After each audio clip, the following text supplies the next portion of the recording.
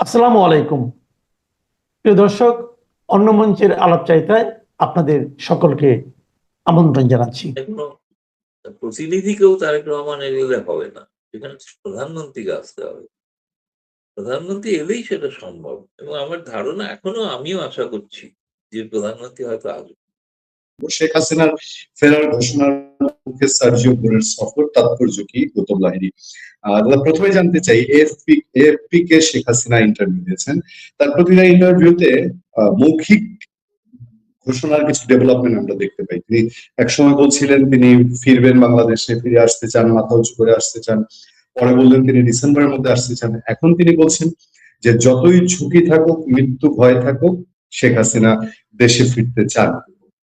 তার এই কনফিডেন্টের উৎস কি? তিনি কি সত্যিকার অর্থে ফিরে আসছেন এবং বাস্তবতা কি বলে? তারপর আমরা সার্জিও বুর প্রসঙ্গে যেতে চাই। জনাব গৌতম লাহিড়ী। না, এখন মার্কিন যুক্তরাষ্ট্র তারা দেখবে শেখ হাসিনা ফেরার কারণে তাদের যে স্বার্থ বাংলাদেশে যারা রক্ষা করে তার ফলে তার কোনো বিপরীত কিছু ঘটবে কি ঘটবে না, সেটা একটা কারণ হতে পারে। সার্জিও গোর সেই জন্য বাস্তব অবস্থা তিনি পর্যবেক্ষণ করবেন। কিন্তু বাংলাদেশের বর্তমান সরকার বা অন্য জামায়াত বা অন্যরা তারা যে যাই মুখে বলুন যে শেখ হাসিনা বলে আর কিছু নেই, শেখ হাসিনা সমর্থক কিছু নেই, এটা তো বাস্তব ঘটনা। তাদের প্রভাবশালী গোয়েন্দা সংস্থা আছে এবং সিআইএ এর একজন গোয়েন্দাও আছেন আর এই মুহূর্তে বাংলাদেশে। ফলে তিনি নিশ্চয়ই সার্জিও সফরের আগে বিস্তারিত তথ্য তিনি জোগাড় করেছেন। এগুলো সার্জিও গোরের কাছে হয়তো পৌঁছে দিয়েছেন বা পৌঁছে দেবেন। বাস্তব পরিস্থিতিটা হচ্ছে শেখ হাসিনার প্রবল সমর্থন আগের তুলনায় আরো অনেক বেড়ে গিয়েছে বাংলাদেশে। শেখ হাসিনার প্রথম ভরসাস্থল সেটা। আমি আজকেই শুনেছি যে তিনি কিছু আরেকটি এই প্রথম আরেকটি এই ভারতীয় একটি ম্যাগাজিনে তিনি সাক্ষাৎকার দিলেন, যে ম্যাগাজিনটি আজকে প্রকাশিত হয়েছে, আউটলুক। সেখানে তাকে প্রশ্ন করা হয়েছিল যে ভারতের পররাষ্ট্র মন্ত্রণালয় তো বলছে যে আপনাকে ফেরত দেওয়ার প্রশ্নটা তো সেটা হচ্ছে বন্দি প্রত্যর্পণ চুক্তি অনুসারে তারা করতে চান এবং সেই আইনি বিচার ইত্যাদি দেখে। তো তিনি তো জবাব দিয়েছেন, আইনি বিচারের প্রত্যর্পণের তো প্রশ্ন কিছু আসছে না, সেটা স্বাভাবিক সময় লাগবে। আমি তো অত সময় দিতে পারবো না বাংলাদেশে। আমাকে ফিরতে হবে, কারণ সেখানকার মানুষের জন্য ফিরতে হবে। ফলে তিনি ফিরবেন। তিনি আরো পরিষ্কার করে দিয়েছেন যে আমি জানি যে আমার জীবনের ঝুঁকি আছে। আমি জানি না এটা এই যে কম বুদ্ধি তো এইটুকু তো বুদ্ধি আছে। তাহলেও যাবো। তাহলেও যাবো। দেখা যাক তারা আমাকে হত্যা করেন কিনা সেখানে। বর্তমান সরকার সাবেক প্রধানমন্ত্রীকে খুনের দায়ে অভিযুক্ত হন কিনা বিশ্বের দরবারে, সেটা দেখার বিষয় আছে। এগুলো তো সবসময় বাংলাদেশে যারা আছেন তারা তো আসলে অনেকটা মানে চিন্তিত, উদ্বিগ্ন, সেটা কিন্তু বোঝা যায় তাদের কার্যকলাপ দেখে। এখন আপনি যে কথাগুলো বললেন তার আগে আপনাকে আরেকটা আজকে গুরুত্বপূর্ণ সংবাদ জানাতে চাই, যেটা হয়তো আমি জানি না বাংলাদেশের গণমাধ্যমে সেটা প্রকাশিত হচ্ছে কি হচ্ছে না বলতে পারবো না। সেটা হচ্ছে যে ভারতের পররাষ্ট্র মন্ত্রণালয়ের স্ট্যান্ডিং কমিটি, যার চেয়ারম্যান শশী থারুর, তিনি গত কয়েক মাস আগে মানে গত বাজেট অধিবেশনের আগে তিনি পররাষ্ট্র মন্ত্রণালয়ের কাছে বাংলাদেশ বিষয়ে কতগুলো তারা কমিটি, সর্বদলীয় কমিটি, সব দল আছে, বিজেপি, কংগ্রেস, সবাই, বিজেপিও আছে, শাসক বিজেপিও, সবাই প্রশ্ন করেছিল যে বাংলাদেশের ব্যাপারে ভারত সরকার কি রণনীতি নিচ্ছেন এবং দুদেশের সম্পর্কে আদৌ কোনো উন্নতি হবে কি হবে না। পররাষ্ট্র মন্ত্রণালয় মিনিস্ট্রি অফ এক্সটার্নাল অ্যাফেয়ার্স বলে যে স্ট্যান্ডিং কমিটির রিপোর্টটা আমি দেখলাম, আমার কাছে এসছে, আমার কাছেই আছে। এবং সেটাতে দেখলাম তারা স্পষ্ট ভাষায় লিখেছে ভারত বাংলাদেশের সম্পর্কটার ভিত্তি হচ্ছে ১৯৭১ সালের মুক্তিযুদ্ধের আদর্শ, তার বাইরে নয়।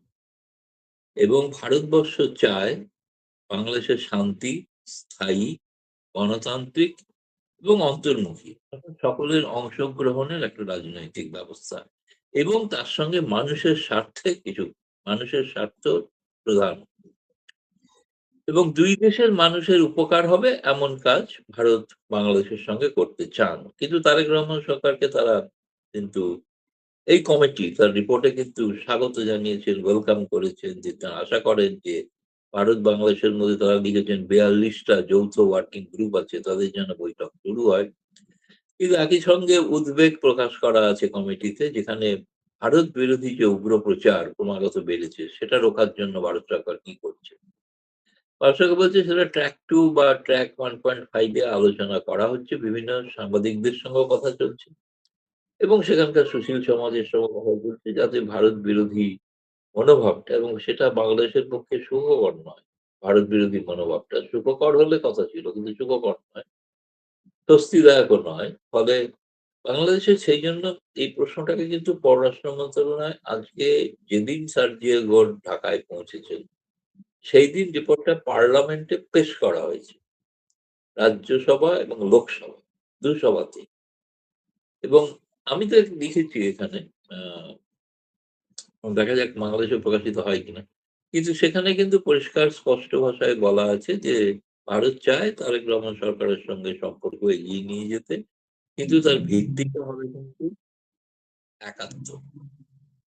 মুক্তিযুদ্ধের আদর্শে যেটা, যে সম্পর্ক গড়ে উঠেছিল ভারতীয় উভয় দেশের মানুষের সৈন্যবাহিনীর রক্তপাতের মধ্যে দিয়ে, সেগুলোকে পুনরুক্তি করা হয়েছে আজকে আবার। ফলে এটা খুবই আরো তাৎপর্যপূর্ণ বিষয় আমার মনে হয়েছে, কারণ ভারত সরকার তার যে ঘোষিত নীতি তার থেকে ভারত সরকার সরেনি বা সরছে না, সেটা যিনিই ক্ষমতায় থাকুন বাংলাদেশে। ভিত্তিটা হতে হবে ১৯৭১-এর মুক্তি। এবং সেই কারণেই তারা এখন বলছেন যে ভারত বিরোধী মনোভাব আছে, সেটা বাংলাদেশের বহু মানুষ করে, স্বার্থান্বেষী মানুষ করেন। তাতে বাংলাদেশের মানুষের যাতে ক্ষতি হয় তার জন্যই করেন।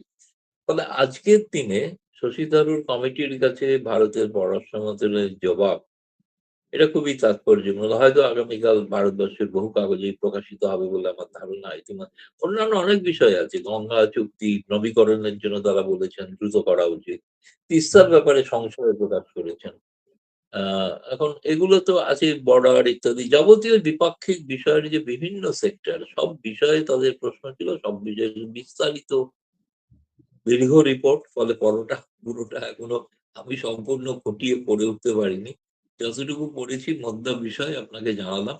ফলে এটা আজকের দিনের জন্য একটা বার্তা। এখন দেখতে হবে সার্জেই গোল, আমি শুনেছি তিনিও বাংলাদেশের অন্তর্মুখী সমাজ, রাজনৈতিক সমাজ গঠনের পক্ষে। আওয়ামী লীগকে পুরো সম্পূর্ণ বাইরে রাখা হবে, এটা রিপাবলিকান পার্টির প্রতিনিধি এটা চান কিনা সেটা আমরা সেটা শোনা দরকার প্রকাশ্যে। দেখুন, যে কথা বলেছেন সার্জেই গোর, তিনি যা টুইট করেছেন, বাংলাদেশের পররাষ্ট্র মন্ত্রণালয় যেটা, পররাষ্ট্রমন্ত্রীও বলেছেন সাংবাদিকদের যে অত্যন্ত ভালো আলোচনা হয়েছে। কারণ গতকাল তো ভারতের দীনেশ ত্রিবেদী হাই কমিশনের সঙ্গে আলোচনা। তিনিও বলেছেন চমৎকার আলোচনা হয়েছে। তো সার্জেই গোর এবং ভারত দুজনের আলোচনাটাই এত চমৎকার যে এখন দেখা যাক এই চমৎকারিত্বটা ফলে কিনা, সেটা দেখার বিষয় আছে আরকি। তো এখন এই দুজনেরই খুশি কথা বলে, মানে মানে বাংলাদেশের পররাষ্ট্র মন্ত্রণালয় দীনেশ ত্রিবেদীকেও খুশি করেছেন, সার্জি গোকেও খুশি করেছেন। এখন জানি না ওনার বাকি কর্মসূচি থাকলে বা জানলে তখন হয়তো জানতে পারবো বা বুঝতে পারবো কি হচ্ছে। কালকে তো আগামীকাল উনি শুনেছি কক্সবাজার পরিদর্শন করবেন। পরিদর্শন করে এসে তারপরে হয়তো প্রধানমন্ত্রী তারেক রহমানের সঙ্গে কথা বলবেন। আমি এটা শুনেছি, এটা আপনারা খোঁজ নিয়ে দেখতে পারেন। উনি কয়েকজন সাংবাদিকের সঙ্গেও মিলিত হচ্ছেন। আচ্ছা, সেখানে সেই সাংবাদিক কারা আমি নাম জানি না। অনুমান করতে পারি। কিন্তু অনুমানের ভিত্তিতে তো বলা সম্ভব নয়। কিন্তু আমি বুঝতে পারি যে তাদের কারোর সঙ্গে তিনি দেখা করবেন। এবং তাদের নিজেদের পছন্দ, তারা মার্কিন যুক্তরাষ্ট্র দূতাবাস তারা ঠিক করেছে। ফলে তার একটা সাংবাদিকদের আলাপচারিতায় অনেক কিছু স্পষ্ট বেরিয়ে আসবে এবং আশা করব সাংবাদিকরাই যাবতীয় প্রশ্ন করবেন। যে স্বাভাবিক যেগুলো মানুষ জানতে চাইছে। অবশ্যই প্রশ্ন হতে পারে যে আ শেখ হাসিনা যে ফিরতে চাইছেন এ ব্যাপারে আমেরিকার কোন মত আছে কি নেই? সেটা প্রকাশ্যে সার্জেই গোর কি বলেন সেটা দেখার বা শোনার অপেক্ষা আপনাদের সঙ্গে আমরাও অপেক্ষা করে আছি। বলুন পূর্ণিয়া স্যার। দাদা, আমরা শুনছি যে তার প্রোগ্রামে কিছু চেঞ্জ আসছে, এরকম আপনার কাছে কি তথ্য আছে কিনা? আমি এমন বাংলাদেশের সাংবাদিক বলতে আমি জানি যে আমাদের ডিপ্লোম্যাটিক রিপোর্টার্স অ্যাসোসিয়েশন ডিক্যাপ একটা আছে। সাধারণত আমেরিকান কেউ আসলে দেখা করলে ডিক্যাপের সদস্য হয়ে দেখা করেন, তাদের সবাইকে আমরা চিনি। কিন্তু তার প্রোগ্রামে কোনো পরিবর্তনের কোনো খবর আপনি পেয়েছেন? না, আমি সেরকম কিছু জানি না পরিবর্তন কিছু হয়েছে কিনা, কিন্তু কেউ কেউ বলছেন, আমি সেটা তো এখনো ভেরিফাই করতে পারিনি, যে তো কোথাও একটা তার নৈশভোজের কথা ছিল, সেটা বাতিল হয়ে গেছে। সেটা তো এখনো নিশ্চিত আমি হতে পারিনি যে পররাষ্ট্র মন্ত্রণালয় তাকে, ধরুন সার্জে গোরের মতো একটা ইম্পর্টেন্ট মানুষ, তিনি ট্রাম্পের সরাসরি দূত, তিনি পৌঁছেছেন। এবং একটি কাগজ তো দেখলাম লিখতে গিয়ে তার সম্পর্কে একটা অন্য পরিচয় দিয়েছে, তিনি নাকি ধনকুবের। এখন ধনকুবের বলে ট্রাম্প রেখেছেন কিনা আমি জানি না, কিন্তু ট্রাম্পের ব্যক্তিগত লোক, ফলে শেষ পর্যন্ত ধনকুবের এই সার্জেই গোর, তিনি শেষ পর্যন্ত সেই ডিনার বৈঠকটা হয়নি, বা আমি কনফার্ম করতে পারিনি হয়তো, মানে হওয়া তো আমি স্বাভাবিক একজন বিরোধী। হ্যাঁ, আমি বলুন না আমি একটু আমি একটু আগের প্রসঙ্গে আগের প্রসঙ্গে যেতে চাই। আপনি জানেন যে বাংলাদেশে শেখ পরিবারকে পুরোপুরি নির্মূল করার জন্য পাকিস্তানের একটা এটা স্বীকৃত, ইতিহাস স্বীকৃত যে পাকিস্তান চেয়েছিল বঙ্গবন্ধুর পুরো পরিবারটাই যেন 75-এ শেষ হয়ে যায়। এরপরেও শেখ হাসিনাকে হত্যার জন্য 21 বার চেষ্টা করা হয়েছে। বাংলাদেশে শেখ হাসিনার শাসন অবসানের পরে এবার পাকিস্তানে সেটা উদযাপন হয়েছে। এবং অনেকেই বলেন যে 5 আগস্ট 2024-এ পাকিস্তান আইএসআই এর বড় একটা অংশ শেখ হাসিনাকে গণভবনে হত্যার জন্য রেডি ছিল, এটা অনেকে বলে, অনেক জায়গায় আলোচনা। এবার তিনি দেশে যদি আসেন, যেভাবে বলছেন সেভাবে তিনি যদি আসেন, তাহলে বাংলাদেশে থাকা তার বিরোধীরা বেশি হুমকি, নাকি পাকিস্তান যে শক্তিটা চায় বঙ্গবন্ধু পরিবার পুরোপুরি নিঃশেষ হয়ে যাক, সেই শক্তিটা বেশি হুমকি? তারপরেও তো বঙ্গবন্ধু পরিবার থাকবেন, তার সঙ্গে তার পুত্র সজীবদের জয় বা মেয়ে পুতুল সঙ্গে যাচ্ছেন এমন কোনো খবর পাইনি, বা তার বোন শেখ রেহানা যাচ্ছেন এমন কোনো খবর পাইনি। কিন্তু তিনি যখন যাবেন তার সঙ্গে প্রচুর বিদেশি গণমাধ্যম যেতে পারে বলে শুনছি। ফলে তাদের সামনে যদি হত্যাকাণ্ড ঘটে, তারা আশা করি স্পট থেকে ফ্যাকচুয়াল রিপোর্টিং করবেন। ফলে তাদের রিপোর্টিং থেকেই তো পরিষ্কার হয়ে যাবে যে কে দায়ী শেখ হাসিনার হত্যার জন্য। এবং আমার মনে হয় না যে তারেক রহমান সরকার এতটা ঝুঁকি নিতে পারবে না। আন্তর্জাতিক দুনিয়ায় খুব সমস্যার সম্মুখীন হতে হবে। মানে একটা সাবেক প্রধানমন্ত্রীকে হত্যা করা হচ্ছে। সেই দায়টা তো তাদের ঘাড়ে পড়বে না? ফলে তারেক রহমান সরকার কি এমন কিছু একটা কি সুযোগ করে দেবেন সেই পাকিস্তানি আইএসআই গোয়েন্দাদের, যে তাতে তারা নিশ্চিন্তে হত্যা করতে পারে? যদিও অনেকেই বলেন যে সবই সম্ভব বাংলাদেশে। বাংলাদেশে অসম্ভব বলে, ফলে এটা আমি উড়িয়ে দিচ্ছি না। কিন্তু শেখ হাসিনা বলছেন, আমি তো এভাবে দীর্ঘকাল এরকম এখানে দিল্লিতে বসে নিরাপদ আশ্রয় এরকম থেকে যাব চিরকাল। এটা তো হতে পারে না। বয়স হচ্ছে। ফলে যা হবার হবে, বয়স হচ্ছে। এরপর আর কতদিনই বা বাঁচতাম, তাই না? তো যে কদিন আমি গিয়ে চেষ্টা করে দেখি একবার আমার দেশে মানুষের কাছে ফিরতে পারেন কি। কিন্তু আমি এটা বলছি আপনাকে, কোনোভাবে যদি তিনি গোপালগঞ্জ বা টুঙ্গিপাড়া পৌঁছাতে পারেন, সেখানে শেখ হাসিনাকে হত্যা করার মতো হিম্মত বা সুযোগ যারা পাবেন না, কেউ পাবেন না। যারা করতে যাবেন তারা না মার খেয়ে মারা যান। তাদের জন্য আমার আগাম চিন্তা রইল। তারা যেন সাবধানে যান শেখ হাসিনাকে আক্রমণ করতে। কারণ আমি জানি টুঙ্গিপাড়ায় মিনিমাম একটা সংখ্যা হিসেব পেয়েছি 20 লক্ষ লোক সেদিন থাকবে সেখানে। 20 লক্ষ লোক। এখন সেটার জন্য বাংলাদেশের সেনাবাহিনী বা কি করবে সেটা আমি জানি না। সেটা, ফলে এদের জন্য আমার শুভেচ্ছা রইল। আপনারা যেন বেনজির, কি বলে, জুলফিকার আলী ভুট্টোর মতো প্রাণ হারিয়ে ফিরে না যান। পাকিস্তানিরাই হত্যা করেছিল জুলফিকার, যিনি বঙ্গবন্ধুকে ফাঁসি দিতে চেয়েছিল। ফলে এখন এই ইতিহাস তো আছে জানা। সুতরাং এটা, দেখুন, তাদের পক্ষে খুব স্বাভাবিক একটা হুমকি দেওয়া, ভয় পাইয়ে যদি শেখ হাসিনাকে রোকা যায়। শেখ হাসিনা যে ধরনের নেত্রী, তাকে বোধহয় ভয় পাওয়ানো খুব মুশকিল। ভয় পাওয়ানো খুবই মুশকিল। আপনার শেখ হাসিনা বিহীন টুঙ্গি পাড়াতেই শেখ হাসিনা বিরোধীরা ঢুকতে পারে না, আর শেখ হাসিনা থাকলে পরে টুঙ্গি পাড়ায় ঢুকবে, এটা আসলে কেউ বোধহয় পাগলও কল্পনা করে না। আমি দাদা জানতে চাই, ওটা তো পৃথক বাংলাদেশ হয়ে যাবে সেদিন। আমি জানতে চাই যে শেখ হাসিনা, আমাদের সমাজে শেখ হাসিনার সমর্থক কর্মী রয়ে গেছে, এখনো অনেক আছে। আমরা সাংবাদিকতা করতে গেলে অনেকের প্রশ্নের মুখে পড়ি, দেখি, জানি।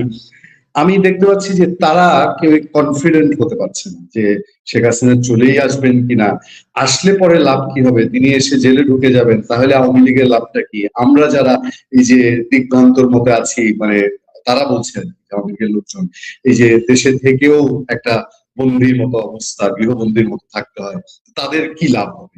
এই যে একটা কনফিডেন্সলেস সিচুয়েশন, এইটা কি একটা প্রভাব ফেলবে না শেখ হাসিনার আশা, যদি এই ধরনের আশা হয় এবং তিনি এসে জেলে ঢুকে গেলেন, তাতে কি লাভ হবে? দেখুন, এরা ইতিহাস ভুলে যান, এই আর কি। দেশ যখন স্বাধীন হয়েছিল তখন কি বঙ্গবন্ধু দেশে ছিলেন? কোথায় ছিলেন? কারাগারে ছিলেন না? তাতে কি বাংলাদেশ স্বাধীন হয়নি? স্বাধীন হয়েছিল তো। তিনি তো একটা ডাক দিয়ে তিনি পাকিস্তানি সেনাবাহিনীর হাতে বন্দী হয়ে গিয়েছিলেন। তাকে তো ফাঁসিরও হয়েছিল। না হয়েছে ফাঁসি, না হয়েছে বাংলাদেশের পূর্ব পাকিস্তানের জয়। হয়েছে তো বাংলাদেশীদের জয়, তাই না? তো সুতরাং এটা আবার ঘটবে না এমন কিছু, আমি তো বলছি বারবার, বাংলাদেশ আবার একটা ৭১ এর মুখে। আবার একটা ৭১ এর মুখে। এখন এই নিয়ে কেউ আমাকে প্রশ্ন করেন, ৭১ এ তো ভারত সঙ্গে দিয়েছিল। এখন কি সেটা করবে? সেরকম কিছু আছে। তারেক রহমান সরকারের সঙ্গে এত ঘনিষ্ঠতা। ২০০১ থেকে ২০০৬ তো বিএনপি সরকার ক্ষমতায় ছিলেন। তাদের সঙ্গে তো ভারত সরকারের সম্পর্ক ছিল, খুবই ভালো সম্পর্ক ছিল। তাতে কি হয়েছে? তাতে কি শেখ হাসিনার ক্ষমতায় আসা দেশটা আটকেছে? আটকায়নি তো। সুতরাং এগুলো রাজনীতিতে থাকবে, তাদের খুব স্বাভাবিক বুদ্ধিতে এগুলো মনে হচ্ছে। কিন্তু বঙ্গবন্ধু পরিবার যে ধরনের তারা ঝুঁকি নিতে, সাহস নিতে পারেন, সেই ঝুঁকি বা সাহস আর কোন দলের পক্ষে নেওয়া সম্ভব হয় না। ফলে লাভ হবে মানে তারা আবার মুক্ত বাংলাদেশ দেখতে পারেন, এটুকুই লাভ হবে, আর কিছু না। বর্তমানে পরাধীন অবস্থায় আছেন যদি বলি, তাহলে তখন তারা লাভবান হবেন। স্বাধীন বাংলাদেশ আরেকবার দেখবেন, দ্বিতীয়বার স্বাধীন। এবং ডিসেম্বর তো বিজয়ের মাস। কে আত্মসমর্পণ করে সেটা দেখার জন্য সবাই দেখবেন তারা। শেখ হাসিনা দাদা, নাকি তার আরেক বিরুদ্ধে যারা তারা। আরেকটা টপিক, আমার দীনেশ ত্রিবেদীর ইয়েতে চলে যাই। আপনি জানিয়েছেন, আপনি বলেছেন যে বাংলাদেশের পররাষ্ট্রমন্ত্রী, পররাষ্ট্র প্রতিমন্ত্রীর সঙ্গে দীনেশ ত্রিবেদী দেখা করেছেন। সেখানে তারেক রহমানের ভারত সফরের আমন্ত্রণ যেটা ঝুলে আছে, এটা নিয়ে কথা বলেছেন। দীনেশ ত্রিবেদীও বলেছেন যে এটার দিকে ভারত তাকিয়ে আছে। হ্যাঁ, এই এই সফরটা হলে পরে কি ধরনের ফলাফল আনবে, কি ধরনের প্রভাব পড়বে, আর যদি না হয় কোনো কারণে, তাহলে কি হতে পারে? না হলে বাংলাদেশের ক্ষতি, না হলে বাংলাদেশের ক্ষতি, এক কথায়। কারণ এটা তো শুধু ভারতের নয়। শুনুন, তারেক রহমান সরকারের পক্ষে একটা সুবিধা যে তিনি ভারতের সঙ্গে কোনো দ্বিপাক্ষিক সম্পর্কে সফরে আসছেন না। তিনি ব্রিক্স, একটা আন্তর্জাতিক বহুদেশীয় মঞ্চের একটা শিখর সম্মেলনে আসছেন বিশেষ অতিথি হিসেবে। সেই সময় প্রত্যেকটা দেশের সঙ্গে তার বৈঠক হতে পারে। চীনের সঙ্গে হতে পারে, রাশিয়ার সঙ্গে হতে পারে। ভারতের তো খবর শিখুন নিশ্চিত আসছেনই। এখন ভ্লাদিমির পুতিন কিছুদিনের মধ্যে কনফার্ম হতে পারে। ১১টা দেশ, তার মধ্যে ইরানও আছে। ফলে এইসব দেশের প্রত্যেকের রাষ্ট্রপ্রধানের সঙ্গে তারেক রহমানের একটা সাক্ষাতের সম্ভাবনা আছে, ভারত ছাড়াই। এরপরে ধরুন ভারত। কিন্তু তিনি এলে প্রত্যেকটা দেশ কিন্তু শেখ হাসিনা প্রসঙ্গ উত্থাপন করবে। তারা জানতে চাইবে যে বাংলাদেশে কি ধরনের রাজনীতি হচ্ছে, কি রাজনীতি হচ্ছে। আচ্ছা, চীন তো জানেই, কিন্তু বাকিরা অনেকে আরো স্পষ্ট ভাষায় তারেক রহমানের কাছে জানতে চাইতে পারে। এটা আমি জানি না এটা যে ভারতের কোনো কৌশল কিনা, যে এদেরকে দিয়ে প্রশ্ন করিয়ে জানা যে সত্যি বাংলাদেশে শেষ পর্যন্ত ইনক্লুসিভ পলিটিক্স হবে কি হবে না। এখন সেটা ভারতের সঙ্গে যখন কথা হবে তখন ভারত নিশ্চয়ই অন্য যাবতীয় দ্বিপক্ষীয় সম্পর্ক উন্নত করা, যেগুলো বন্ধ হয়ে আছে সেগুলোকে শুরু করা ইত্যাদি বিষয় তো শুরু হবে, হতেই পারে আলোচনা। কিন্তু তার সঙ্গে তো এটা obvious ব্যাপার না যে সেখানে প্রসঙ্গটা তো অনুচ্চারিত থেকে যাবে, এটা হতে পারে না। তারা তাদের মত বলবেন শেখ হাসিনা সম্পর্কে, কিন্তু ভারত তাদের মত তার মত শুনবেন এবং তাদের মতামত বলবেন। ফলে এটা বিষয়টা আলোচনা, সেপ্টেম্বরটা সেজন্য খুব গুরুত্বপূর্ণ বিষয়, গুরুত্বপূর্ণ সময়। যে সময়েতে এই বিষয়ে একটা কোনো সিদ্ধান্ত হয়তো জানা যেতে পারে, বা তারেক রহমান সরকার, যেমন তারেক রহমান সরকারের পক্ষে প্রকাশ্যে ঘোষণা করা সম্ভব নয় যে আমরা শেখ হাসিনাকে সাদরে লাল কার্পেট দিয়ে অভ্যর্থনা জানাচ্ছি। এটা তো সম্ভব না। কিন্তু আর কি করা যেতে পারে সেটা নানাভাবে পথ আছে, যদি চান, সদিচ্ছা যদি তাকে অনেক কিছু করতে পারে, যেটাতে ভারত হয়তো চাইতে বোঝাতে যে যেটা আজকে ভারত সরকারের উত্তর, যে ইনক্লুসিভ সোসাইটি দরকার এবং ৭১-এর মুক্তিযুদ্ধের আদর্শে বাংলাদেশ প্রয়োজন। তো সেই ৭১-এর মুক্তিযুদ্ধের বাংলাদেশ, তাতে বিএনপিও অংশীদার ছিল। ফলে তারা এবং আওয়ামী লীগ এই দুটোই তো ৭১-এর মুক্তিযুদ্ধের পক্ষের লোক, না তো জামায়াত না এনসিপি। এনসিপি তো জন্মই হয়, তাদের বাবারা হয়তো লড়াই করে থাকতে পারে, তাদের জানেও না। আমার জানি না তারা করেছিলেন কিনা, সন্দেহ আছে। বিশিষ্ট আপনাদের বুদ্ধিজীবী যিনি ছাত্রদের লিখেছেন, তিনি তো প্রকাশ্যে বই লিখেছেন যে ৭১-এর যে সংবিধান সেটাই ফ্যাসিবাদী সংবিধান। আমি আর নাম বলে তাকে বিখ্যাত করতে চাইছি না। তিনি, তার স্ত্রী একসময় ইউনূসের উপদেষ্টা হয়েছিলেন, মৎস্য উপদেষ্টা, এসেই ভারতে মাছ রপ্তানি বন্ধ করে দিতে চেয়েছিল এবং